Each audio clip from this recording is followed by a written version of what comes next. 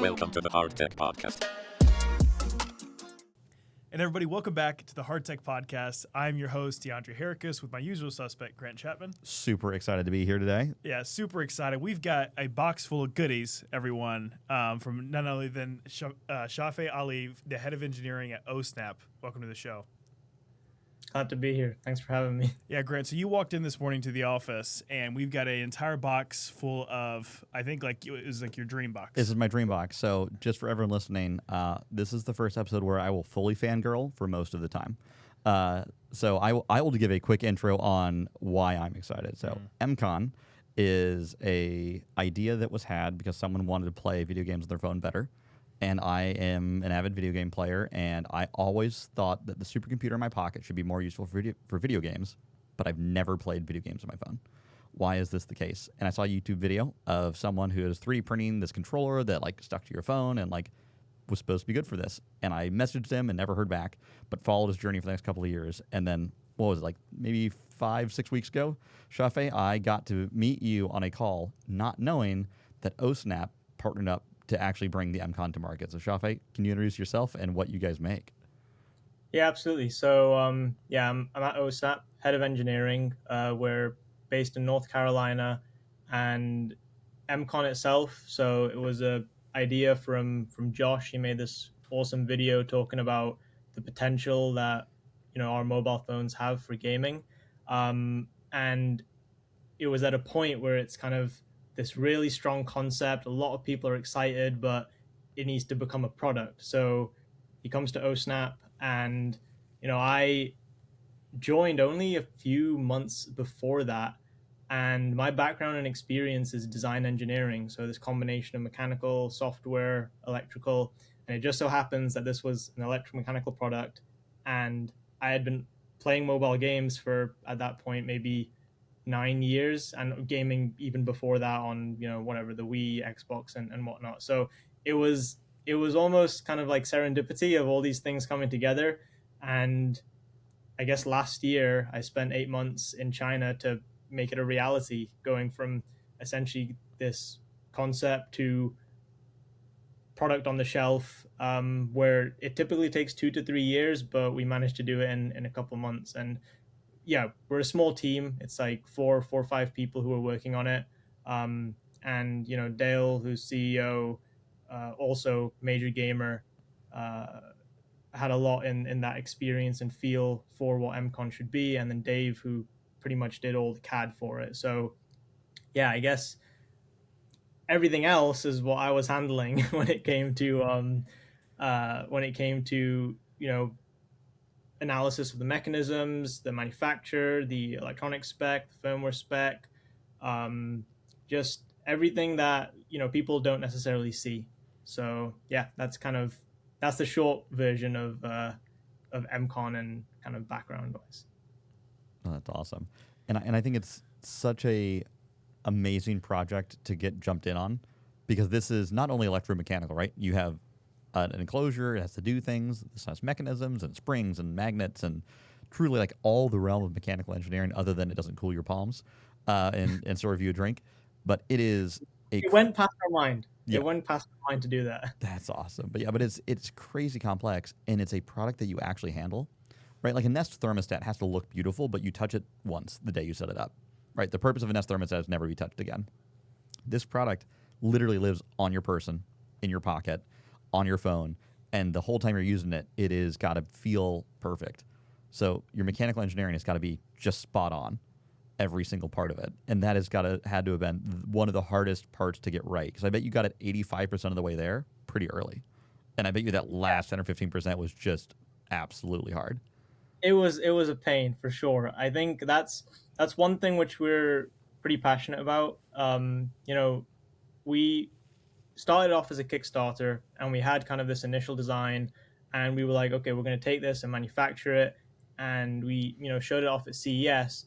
But as we got further in, we kind of noticed that there were issues of like, this thing is good, but it's not great. Like, it's not what it's meant to be. And that's where we kind of had to take a step back and improve things, because we're not going to launch something that we're not proud of, like that we truly think this is something that someone's going to use every day. If we're kind of meandering around it and just kind of not caring as much, then that doesn't make for a good product, because if you don't care about the experience, why on earth are your users going to care about it? So yeah, we ended up having a lot of issues with the launching mechanism, and that's really where we had to, well, I ended up downloading this, purchasing this German engineering software that's used by NASA for kind of doing different spring simulations. So we really went into a lot of detail, because as you said, this thing is on someone essentially all day. It gets kind of beaten up in their backpacks. Like, gamers are not the most friendly with their controllers, I'll tell you that much. In anger, I mean, I haven't done it, but I've seen people throw controllers against the wall because they conceded a goal on FIFA or something. Yep. So all of those things had to be taken into account. And what's really interesting is that this also has a dynamic mechanism inside it. So that's basically a constant force spring that's coiled up, and then when you press it, got one here. I know it's a podcast, but I guess the noise. We have YouTube for everyone watching. They can come watch this. Cool. So there's a lot of different mechanisms, but to the user, it's like, oh, you just put it in and you close it and it's done. But this action is a combination of 3 different springs, which you wouldn't even know. I guess on the transparent one, you can see that there's this central spring over here. Mm-hmm. And you can kind of see the constant force spring as it unwinds. And beautiful. Dave put a really fun Easter egg. If you can see this button right here, yeah, when you press it, it's essentially the release mechanism, but it looks like a spaceman. And that bar right there, yeah, completely unnecessary. We just added that because Dave wanted the spaceman to have arms. That is amazing. So there's a bunch of little Easter eggs like that, which again, you have to care immensely about what you're doing to put those in. And at the end, the user will not notice, but the user will notice if they're not there. They won't notice that the things are there. They'll notice when they're missing. Yeah, precisely. They will appreciate it without even knowing. Even your iPhone, right? Why, when someone gets an iPhone, do they like it from a design perspective? It's nice to hold or whatever. It's like they don't go, oh, I love the radius on this thing. No, they just like it, and they can't explain why. And the reason is because there was a team of mathematicians and engineers who meticulously drew out the squircle, the shape of their special radius, to have it be that way. So it's all intentional, and it's all driven from a place of, this is how it's supposed to be, which no amount of, user testing or kind of gathering data and insights will tell you. It's kind of a taste thing.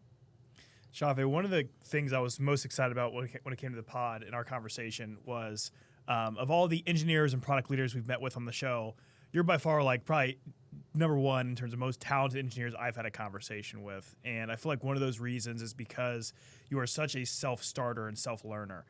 For those who didn't hear our conversation before the podcast even kicked off, I hear you said that you figured out how to do a PCB in 2 days. I mean, that's pretty fast, right? In terms of learning and velocity.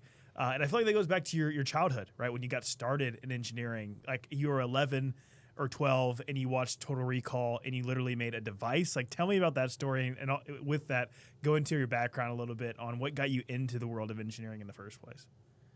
For sure, yeah. I guess going way back, it's pretty much Total Recall, sci-fi film, sat down watching it, and there was this scene that came up where one of the characters pulls out their hand and then just starts talking into it and communicating, and they had this entire interface built into their hand.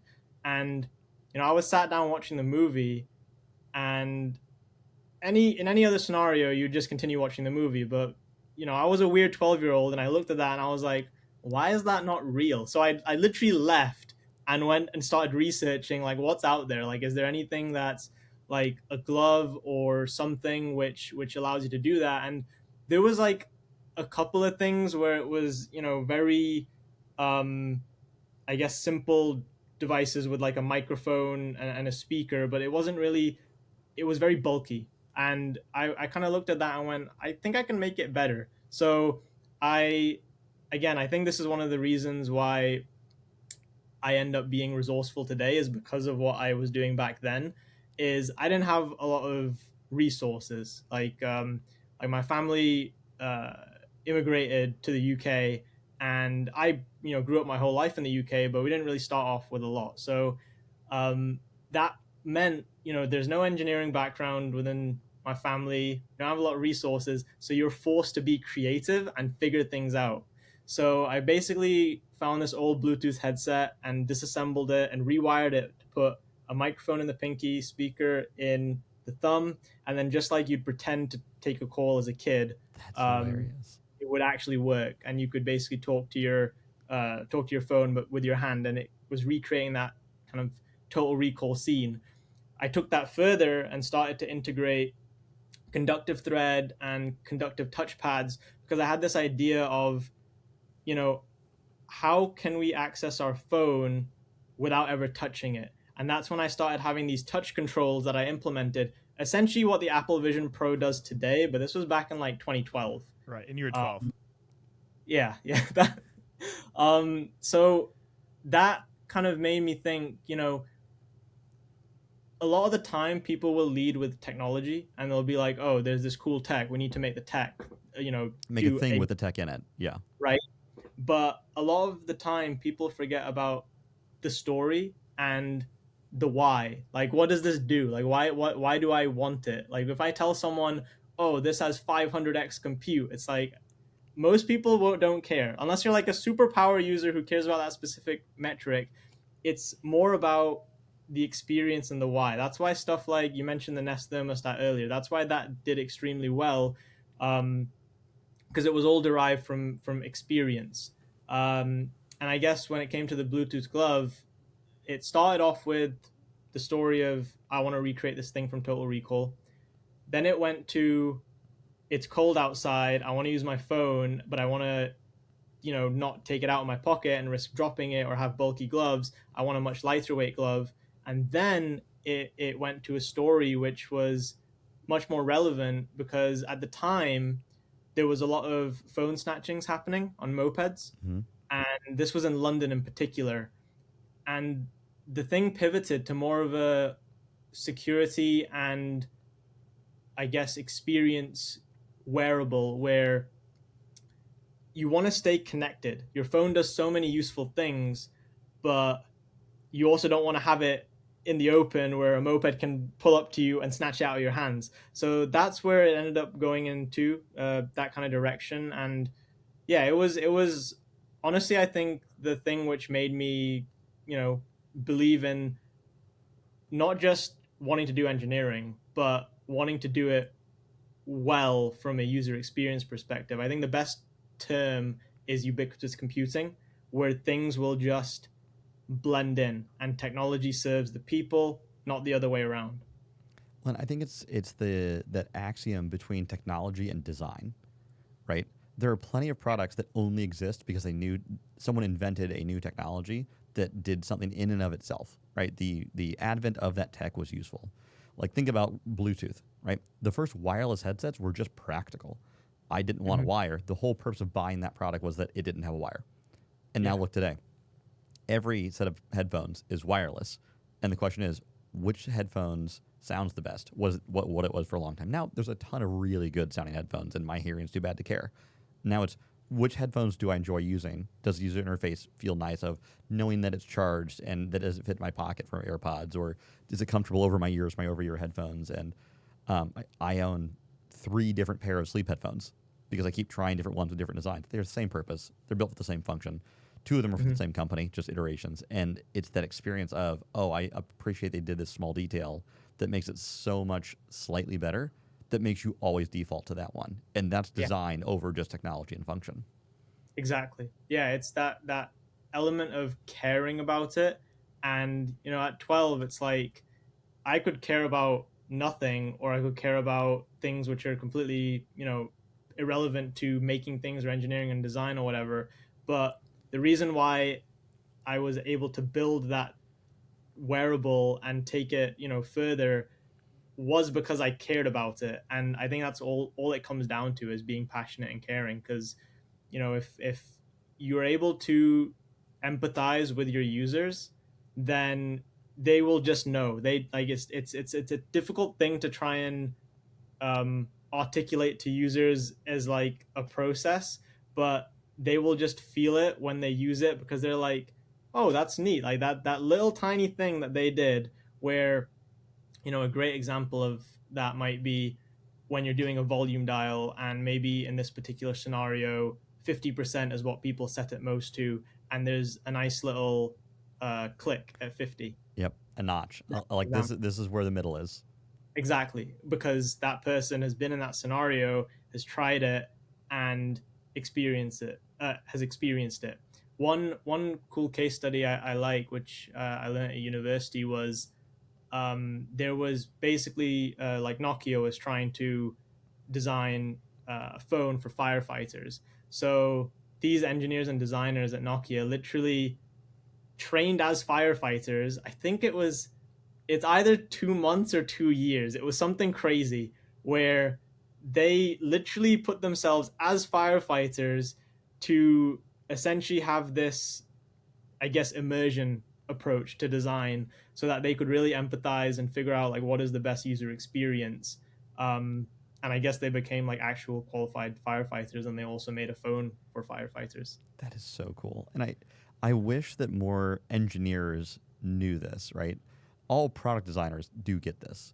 I wish more engineers got exposed to this like earlier in college, because in college you just learn about design and math and like how to like engineer something to work for a function.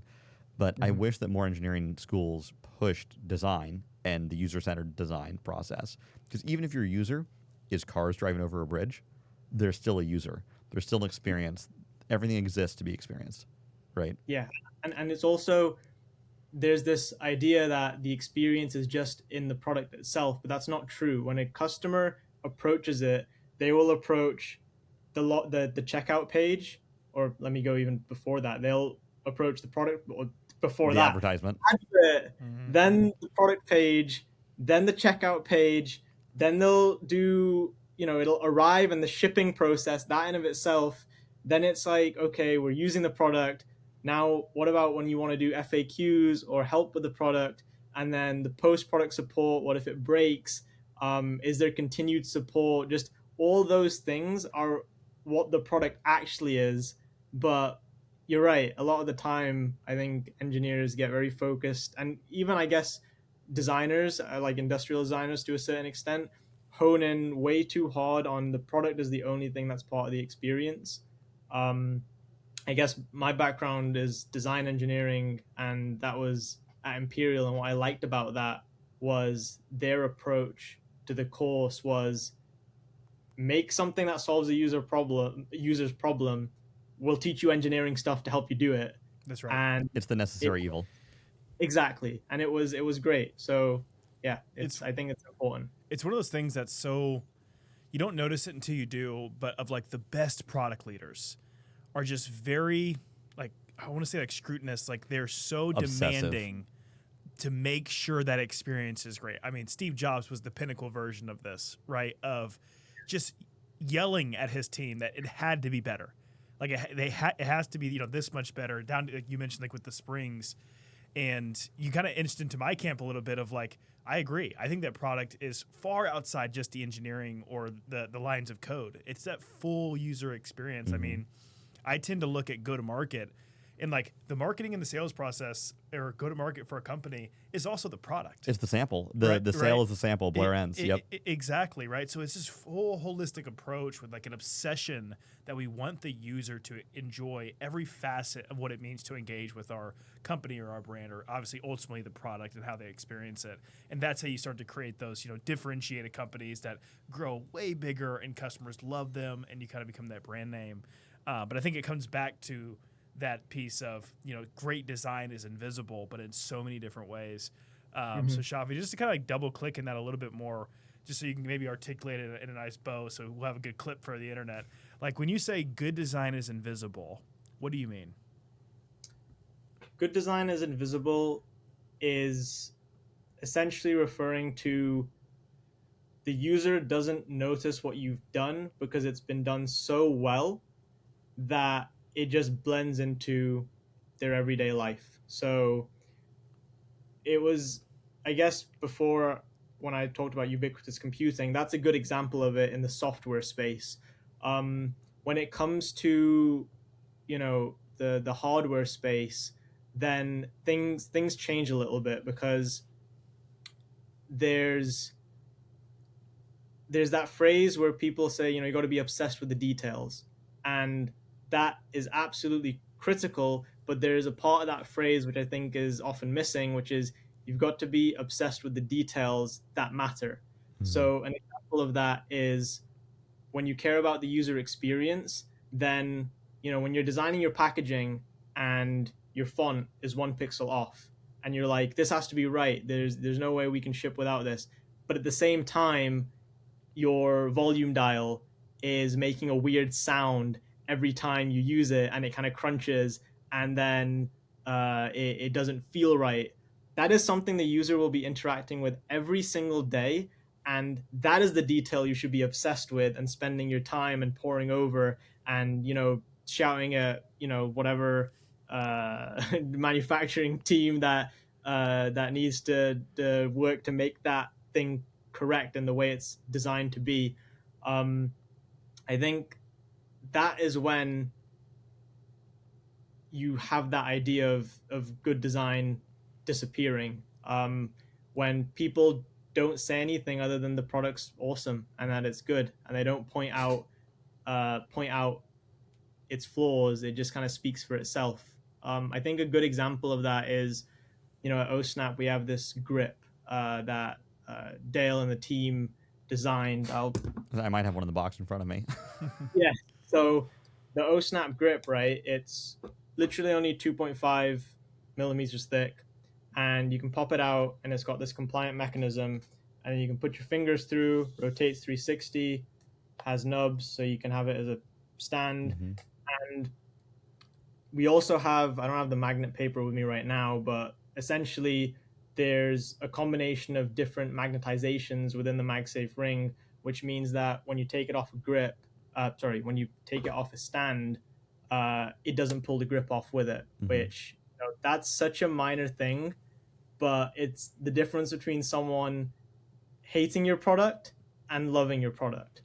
So I think that's where it shows up. It shows up in the reviews. Well, and I think that the interesting part of what you said is, like, don't waste time on the little things that they touch once. I think there's this math formula that is something along the lines of everything has to be at least X level of good. And once you're past X, now there's devil in the details, but everything has to be to a certain level. If the packaging and the font looks so bad that it looks cheap, no one will buy it, right? On the shelf, no one's going to buy it. But once you're at certain level, the pixel being off 1 or 2 pixels, or the color from run to run not being 100% your brand color, being slightly off, you'll probably survive. But mm-hmm. then after that point, as long as everything's up to that minimum level, now it's integration of area under the curve. How high is all of the parts of the experience that you catch these little moments of joy, right? Yeah. I think this is the obsession. And the question I've got for you is, how does someone learn to have that attention to detail? Because this is the thing I struggle to teach my team, and especially our younger engineers out of college, is they'll go, how do you see that? How did you know from across the room that snap fit was too tight? I'm like, I heard it. I heard that snap, and that was way too tight. And like, how do you know that? I mean, I don't know how to tell you, but it's, experience is how I've said it. And you need your 10,000 hours, and you'll start building it. And every 10,000 hours you add on top of your first, you get more, binoculars to zoom in on these crazy tiny details that do just feel wonderful when you get them right.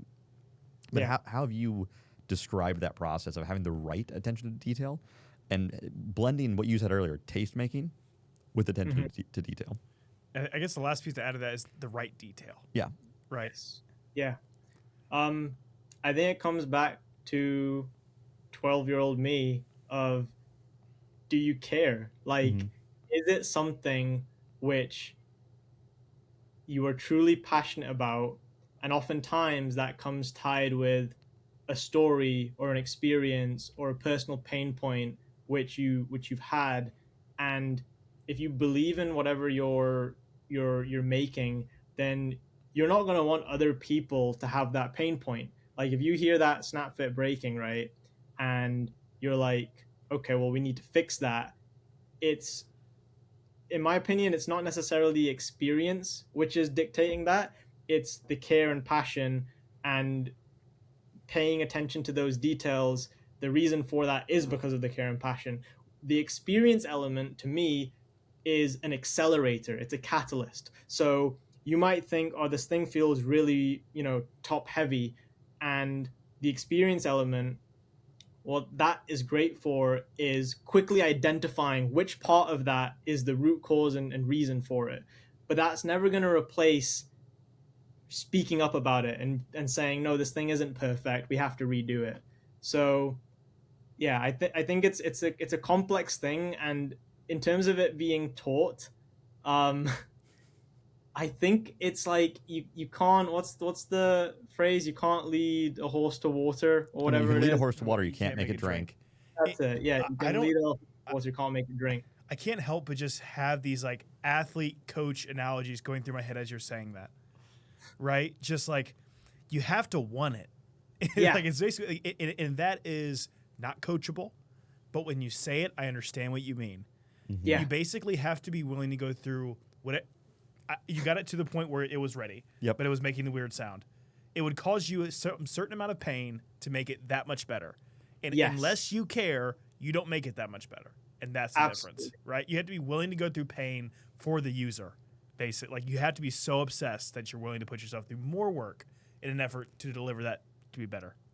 100%. Yeah, I think all that mindset applies to, entrepreneurship, design, engineering, sports. Like all of it is like, to have something that ends up being successful, you have to have that obsession. And sometimes it just can't be taught. And that's not to say that someone isn't capable of it. It's just that they're doing the wrong thing. They're not necessarily spending their time on the thing which they would be obsessed with. Again, it varies from person to person, I think. For me, I get into this deep kind of zone of hyper focus, and for MCON to do the delivery within 9 months, I was spending 24 to 36 hours straight at the factory during PVT builds, etc.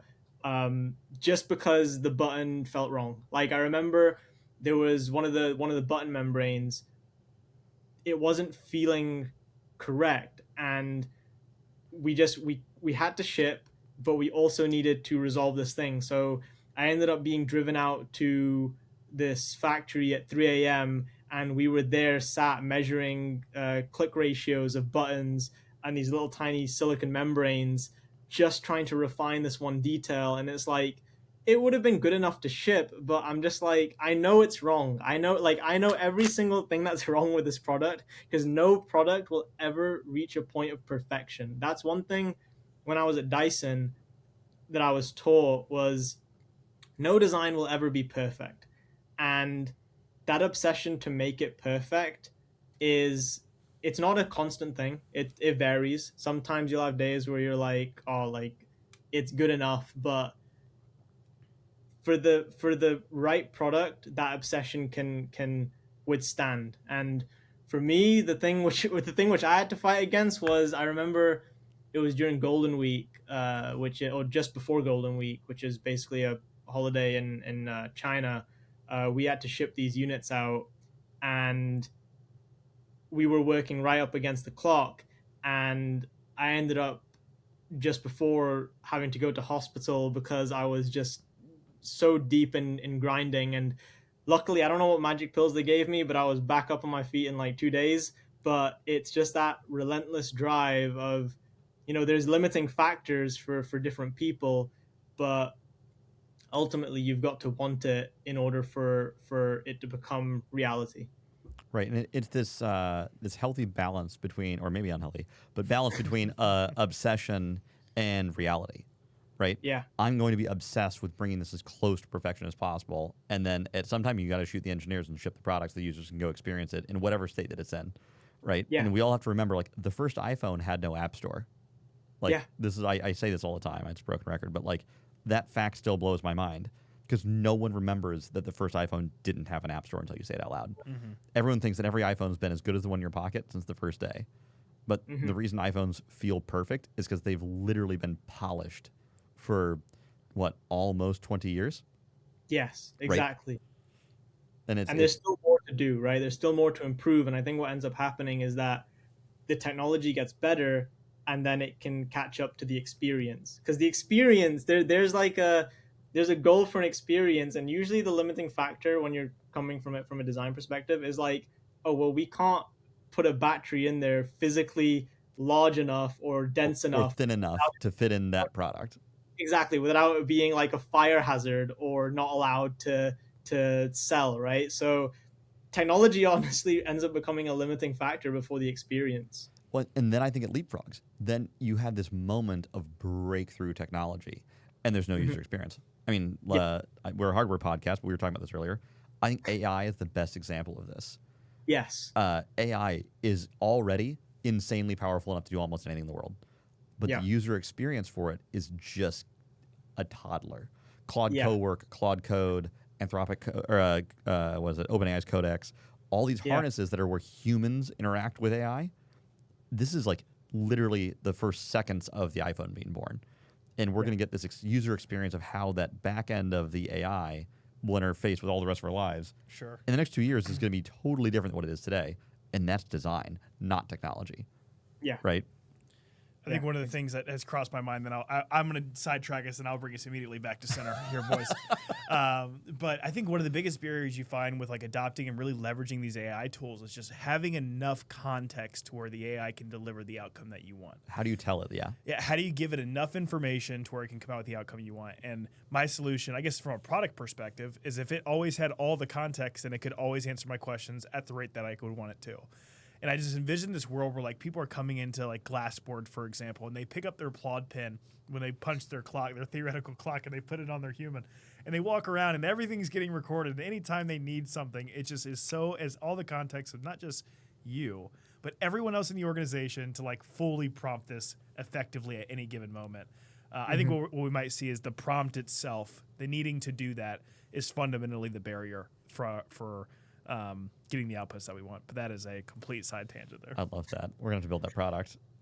I mean, what I will say is that sometimes the lack of context, and this is coming back to, I guess the analogy would be lack of resources would be the closest thing. But that lack of context might end up giving you an avenue you didn't even consider before. And sometimes, we in our head think, I know exactly what I want, but then there's always this like, oh, well, we don't have this thing in stock. We're gonna have to figure out another way to do it. And that another way to do it is actually better. Way better. And I think that's, at the moment, the way AI is, that lack of context sometimes helps, but I do agree. It's a problem for when you're trying to do, technical execution work. But for discovery, sometimes that randomness is placed to people's benefit. Well, pulling this back into hardware engineering, I think this is one of the hardest balances of engineering and design in what I'm going to call brainstorming. Brainstorming doesn't just happen at the very beginning of a product's life. This happens in the factory floor 5 minutes before you have to ship it because you're going to brainstorm some MacGyver fix to a problem really fast. And my least favorite part about how engineers brainstorm is they shoot down everyone's ideas too fast. And I am that person. I'm only saying this because I'm in the room with us.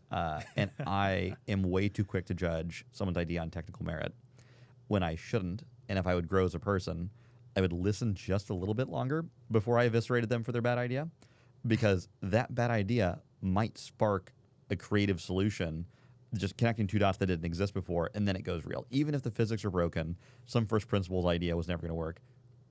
Hearing the end of it might connect a different thing. I think, Star Trek had the sliding doors in all like the Spaceship Enterprise, and they were done by like a person behind the scenes with a pulley and a rope, and when they're filming, that made someone want to go invent sliding doors, and that's how we have sliding doors in retail now, with like the motion sensors. Like this was straight from Star Trek. Interesting. Yeah. No, I think that that's something which, when I was at Samsung, so I was in the think tank team at Samsung Research, and that's essentially just, okay, what can we come up with? And that's exactly the environment where you absolutely cannot shoot down ideas, because it's not about execution, it's about navigating ambiguity and being comfortable with essentially being uncomfortable, because you have this kind of open void of what the future could be, and there's no um I guess game plan written down for what that is. I made this thing in well, we call it college, but I think for you guys it's probably high school. I would have been 17 at the time. Yep. Okay, so we basically handmade and hand turned stuff on lathes and traditional woodwork. Your high But school like, this cooler than mine. is one of my favorite, which is, the best way to predict the future is to invent it, right? So I think when we're coming up with ideas, it's, as you said, it's easy to shoot down stuff because there's this element of, well, we've tried that before and it hasn't worked. Sure. But yeah, when it comes to kind of having to go with this breadth first approach, you have to completely take away all assumptions and preconceptions or anything which would lead you to, write something off.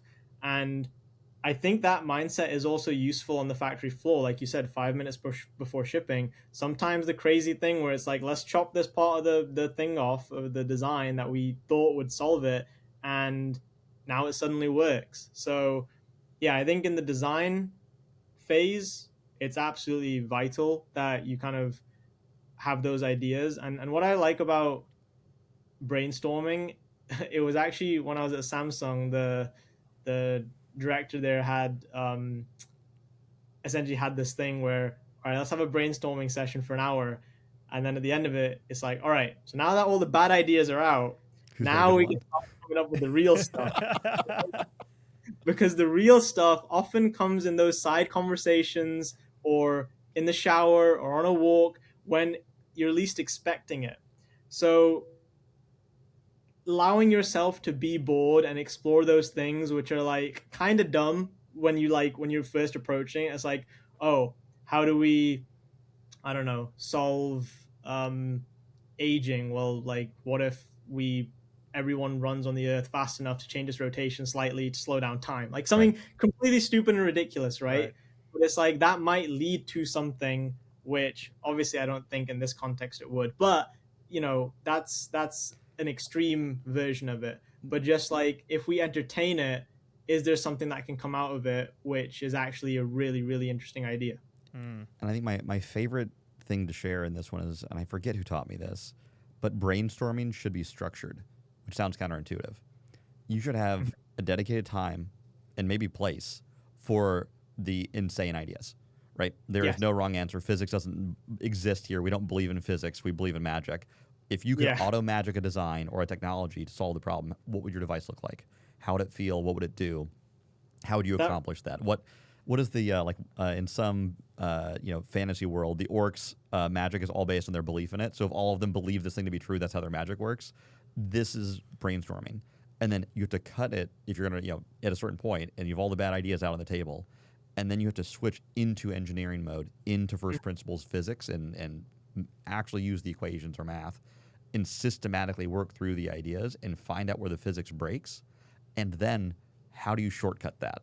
This is my favorite, like the magic moment of this is that creative brain and math brain falls on the sword and finds the problem, but then creative brain goes, oh, but what if I peanut butter and jelly these other two ideas so I didn't have to lose that equation battle, right? So I didn't generate that much heat. Instead of how do we cool the product, what if I just made less heat, right? And asking the anti-question, and that's when you get innovation. That's when you solve real problems. Yeah, absolutely. And it's that idea of the optimist and the pessimist, and oftentimes the engineering side is more pessimistic than the design and creative side. And you mentioned before, it's like, oh, what if physics doesn't apply and math isn't real? Well, at ohSnap, that's true all the time. That's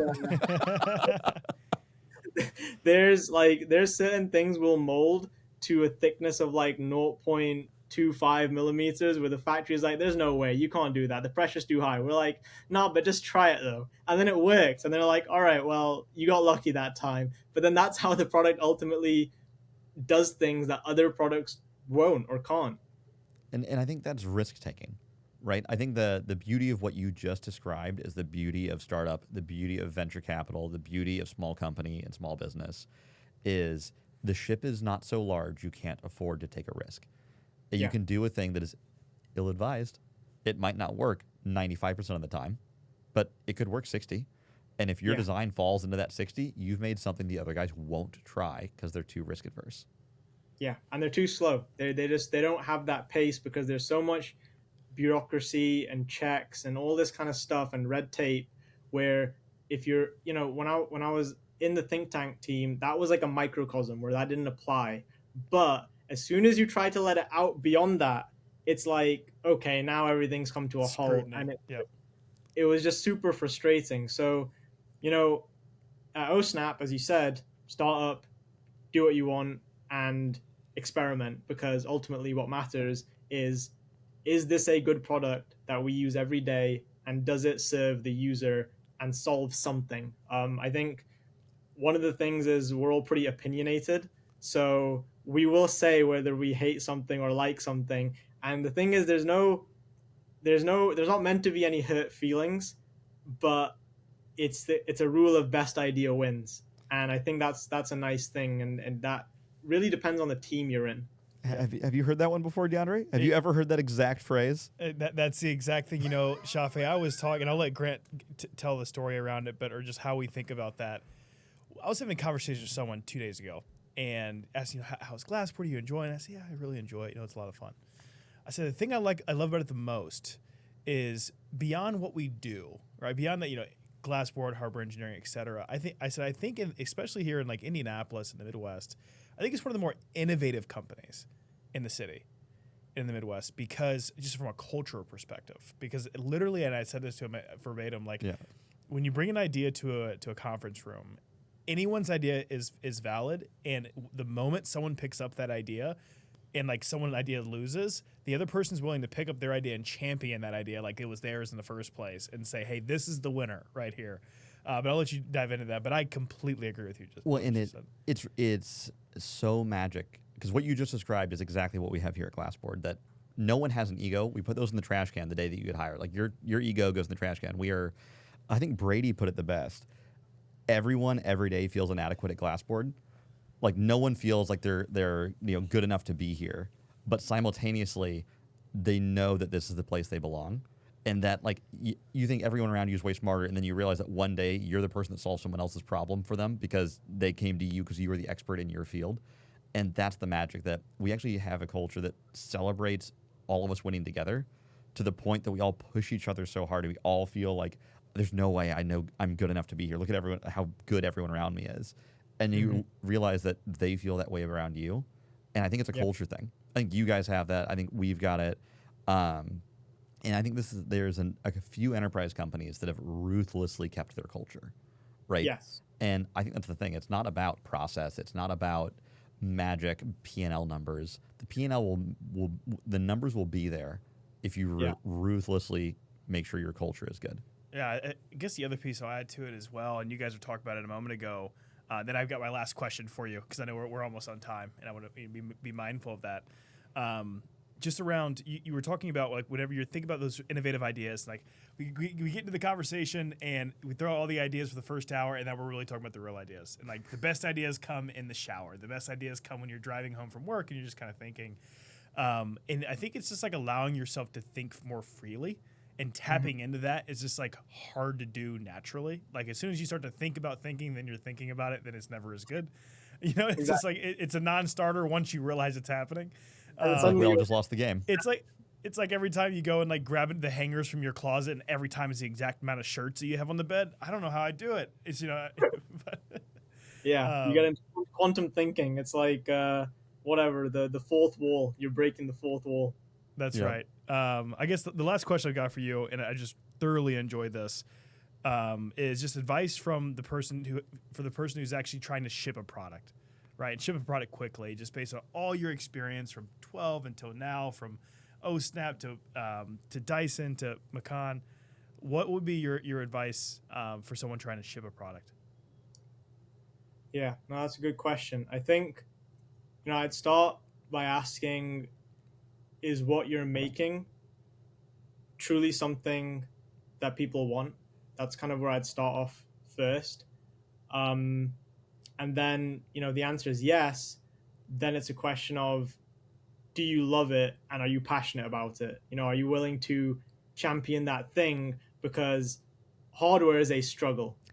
Like atoms, I think that's probably the clip you need is hardware is difficult.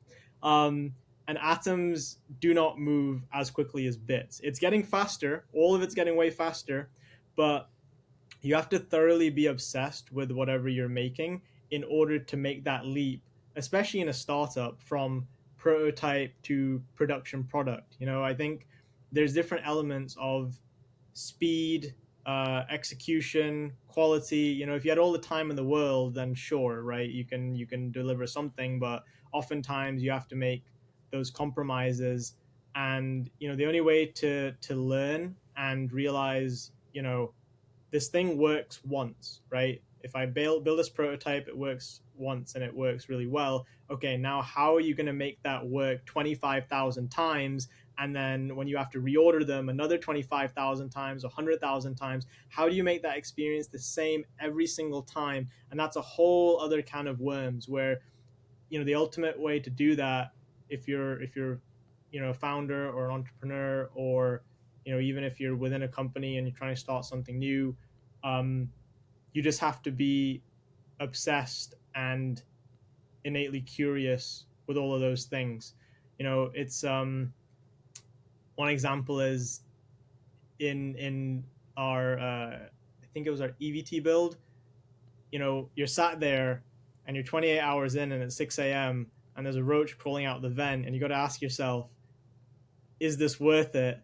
Then you probably don't love it enough. But if you just are doing it and you don't even notice the time, you don't notice the environment you're in, and you just want the product to be damn good, that is when you're working on the right thing. Yeah, it's you don't notice what day of the week it is or which roach is crawling on your sandwich. It's this is the spring that works. We finally got the spring that does the thing I wanted it to do. And exactly. That joy will overcrowd any other part of the grind or the struggle, right? Yes. Of true creativity. Because I think it's one thing us nerds in hardware and true product get to share with artists. We get to make a thing the world experiences. We don't just do a thing the world needs. Yes, exactly. And it's also the element of once you make that thing, you now have this really exciting moment where you've got this delayed dopamine release where when that thing launches, you're going to be at cloud 9 with all the feedback, but you're also going to hit rock bottom when the negative reviews come. Right. You're going to be like, man, maybe I just end it all because people hate this thing. And they pointed out like, oh, this